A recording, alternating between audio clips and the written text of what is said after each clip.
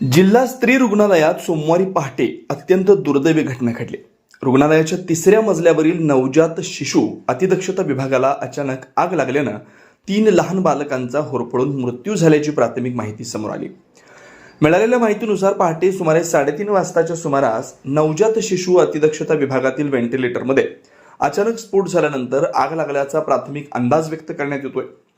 आग लागल्यानं विभागात एकच खळबळ उडाली। या नवजात शिशु कक्षात सुमारे 39 बालकांवर उपचार सुरू होते। आग लागताच ड्युटीवर असलेल्या डॉक्टर, नर्सेस आणि इतर कर्मचाऱ्यांनी तात्काळ धाव घेत बालकांना बाहेर काढण्यास सुरुवात केली। कर्मचाऱ्यांच्या तत्परतेमुळे अनेक नवजात बालकांचा जीव वाचवण्यात यश आल्याची माहिती आहे। दरम्यान गंभीर अवस्थेतील 6 बालकांना पुढील उपचारासाठी सुपर स्पेशालिटी रुग्णालयात दाखल करण्यात आलंय। मात्र या भीषण दुर्घटनेत 3 निष्पाप नवजात बालकांना जीव गमवावा लागल्यानं संपूर्ण अमरावती जिल्ह्यात हळहळ व्यक्त होते।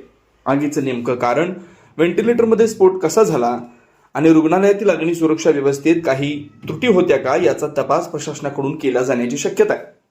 या घटनेबाबत अधिकृत प्रशासनाकडून सविस्तर माहिती येणं बाकी असून मृतांचा आकडा व आगीचं कारण पुढील तपासात स्पष्ट होऊ शकतं। नाही, आता हे व्हेंटिलेटर ब्लास्ट झालं असं एक्सप्लेनेशन देतात आहे। आणि हे पहिल्याच वेळा नाहीये, याच्या आधी पण 2 वर्ष आधी असं झालं होतं।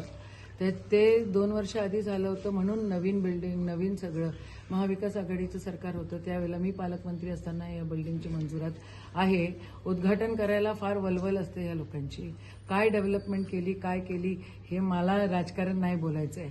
पण सप्लायर कोण होता, ते इन्व्हर्टर मध्ये फॉल्ट होता का, व्हेंटिलेटर मध्ये फॉल्ट होता का, इलेक्ट्रिक कनेक्शन्स मध्ये त्या ठिकाणी फॉल्ट होते का व्हेंटिलेटर का फुटतं, म्हणजे तिथं फॉल्टी व्हेंटिलेटर्स दिलेले आहेत। 56% कमिशनवालं सरकार हे आहे आणि हे 56% कमिशनवालं सरकार याच्यावर दोषीच आहे असं म्हणायला काहीच हरकत नाही।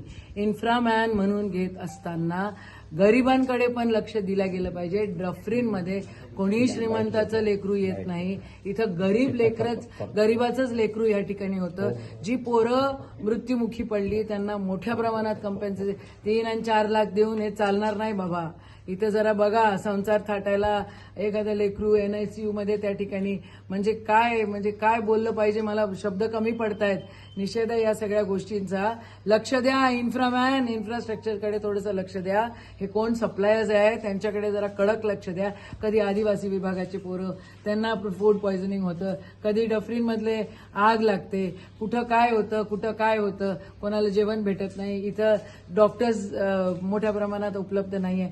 हे सगळं बंद करा। हे 56% कमिशनचं सरकार आहे असा माझा थेट आरोप आहे आणि आरोपच नाही, हे सिद्ध झालेलं आहे। ह्यांना काही घेणं देणं नाही आहे गरिबाचं, हे गरिबांकडे लक्ष देत नाही।